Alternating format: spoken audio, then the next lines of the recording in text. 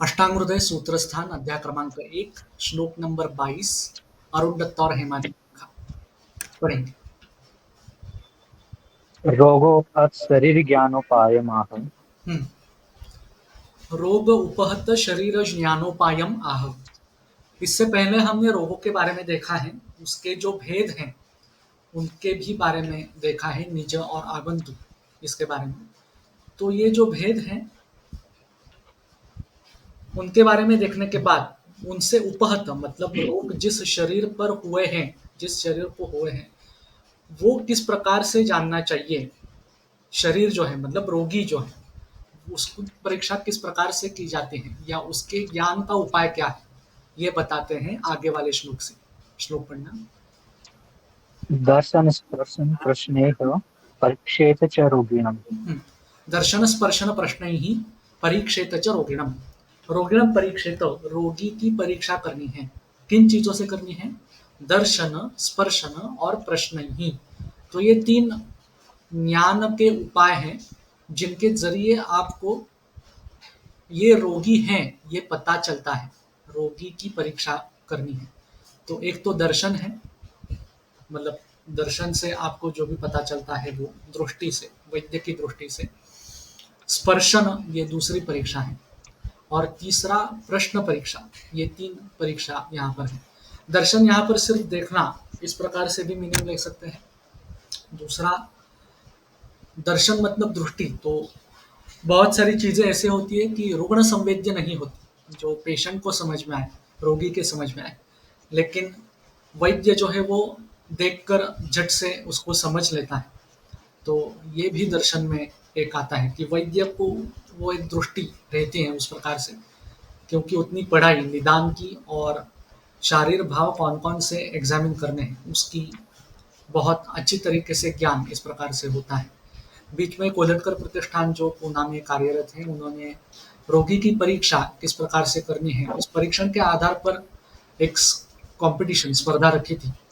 तो करीब 150 विद्यार्थियों ने उसमें पार्टिसिपेट किया था, मैं भी उनमें से था। और 150 अलग अलग एंगल से रोगों की परीक्षा, रुग्ण की परीक्षा किस तरीके से शारीर भाव के ऊपर या मानस भाव या बुद्धि की परीक्षा कैसे की जाते हैं, ऐसे अलग अलग उसमें विषय आए थे और काफ़ी दिलचस्प दिलचस्प ये स्पर्धा हुई थी।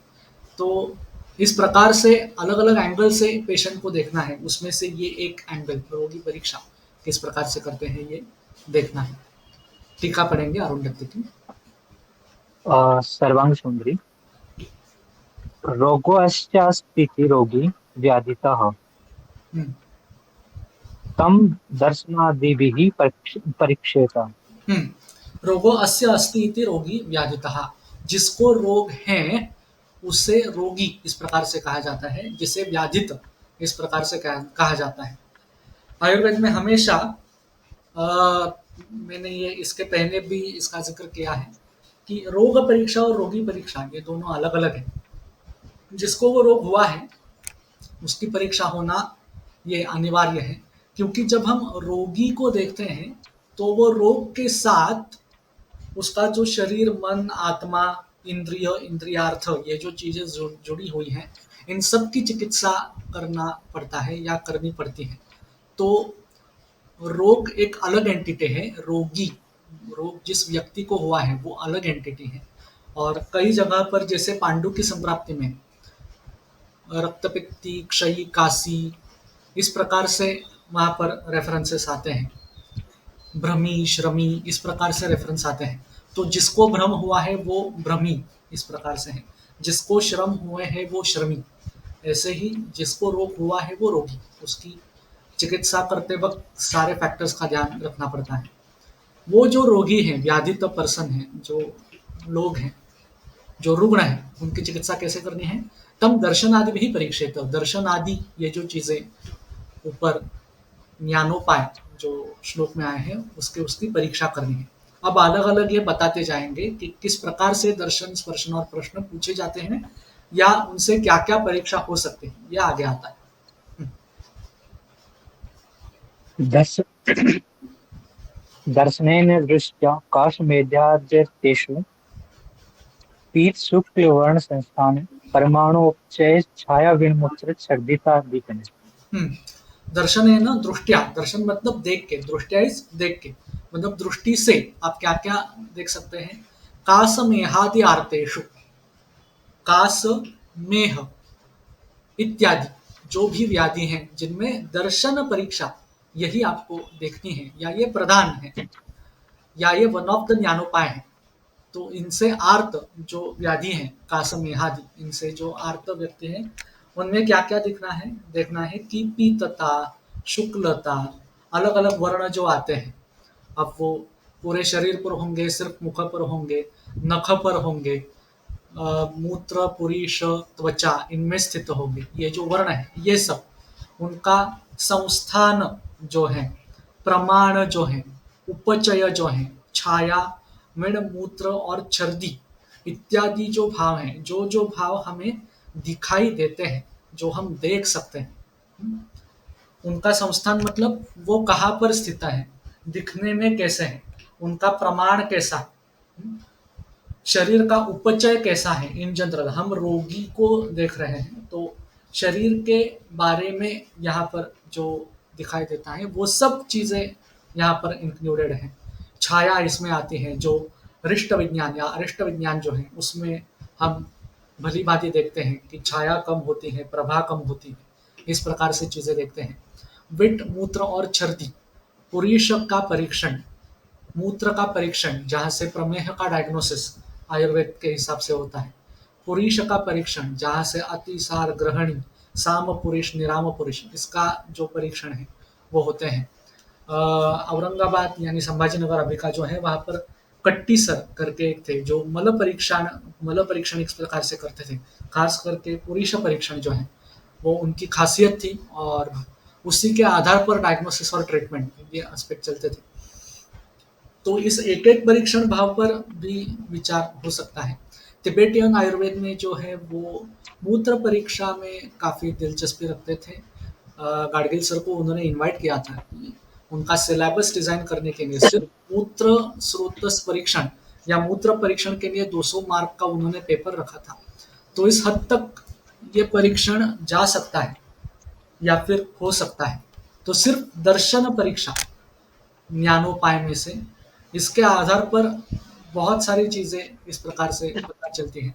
एक ऐसा भी आयुर्वेद में कहा जाता है कि रोगी किस प्रकार से आता है, किस प्रकार से बैठता है, किस प्रकार से बोलता है, इससे भी आपको काफ़ी सारी चीज़ें पता चलती हैं। तो आपको शर्लॉक होम्स जो है उसकी तरफ यहाँ पर सोचना चाहिए, या ऑब्जर्वेशन जो है वो उस लेवल का होना चाहिए, तब आपको रोगी जो है वो अच्छी तरीके से डायग्नोस्टिक पर्पस के लिए पता चलता है कि क्या क्या उसके शरीर के अंदर हो रहा है।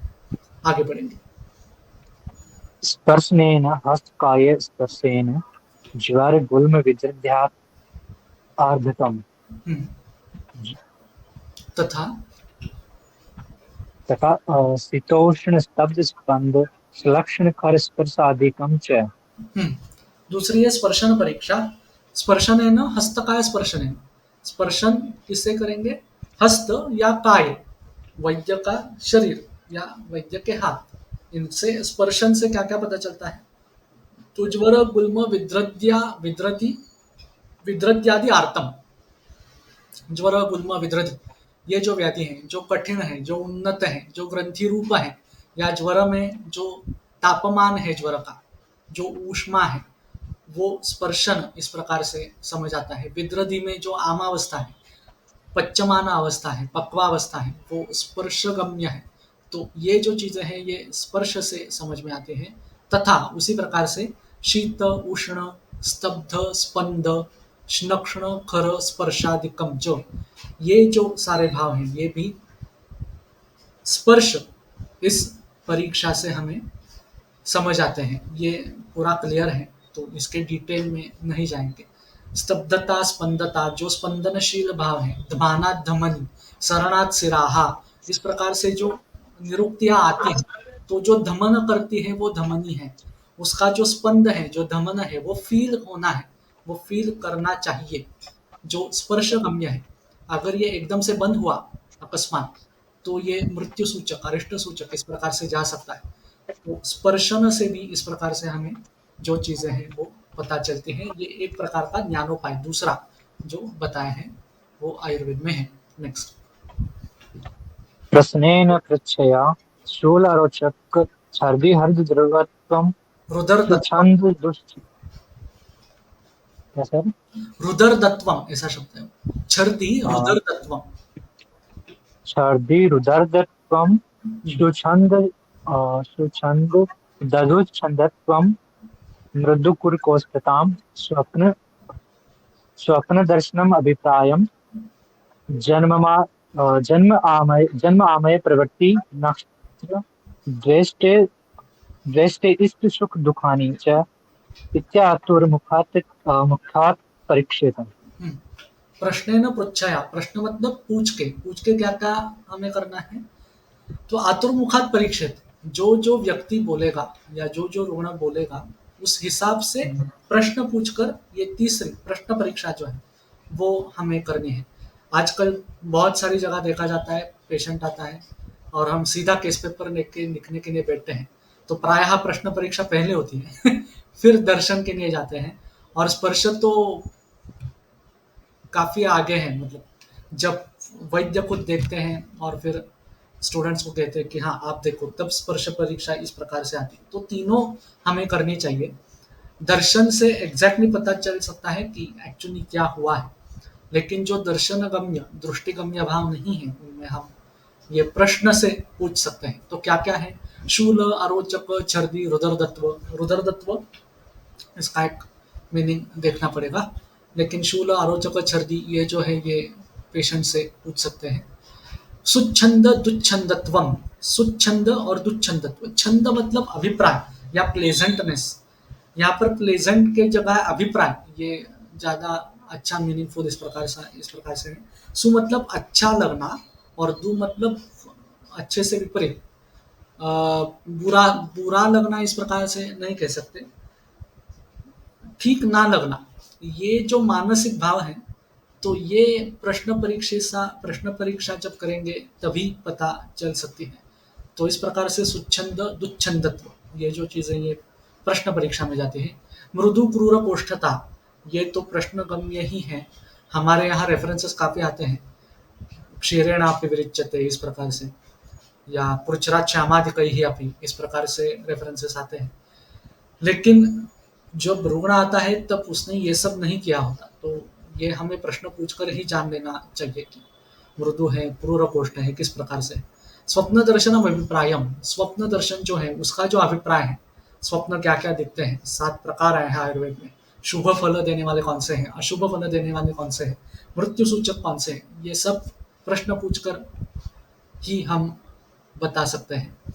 जन्म आमय प्रवृत्ति, ऐसे कई पेशेंट्स होते हैं कि जन्म से लेकर कोई व्याधियां उनको होती है जो सहज व्याधियां होती है, तो ये हमें तो पता नहीं चलेगा। या फिर पेशेंट हमारे पास जो आता है तो रिसेंट जो डायग्नोसिस हुआ है वो सब पेशेंट कहता है।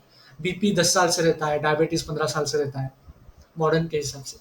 तो वो डायग्नोसिस जो है वो पेशेंट बताता नहीं है, तो वो हमें खोजना पड़ता है, ढूंढना पड़ता है उस वक्त क्या सिम्टम्स थे, आपकी कंडीशन क्या थी, मेंटल स्थिति क्या थी, मानसिक स्थिति क्या थी, शारीरिक तौर पर क्या व्याधियां थी, क्या लक्षण थे और उस वक्त क्या हेतु थे।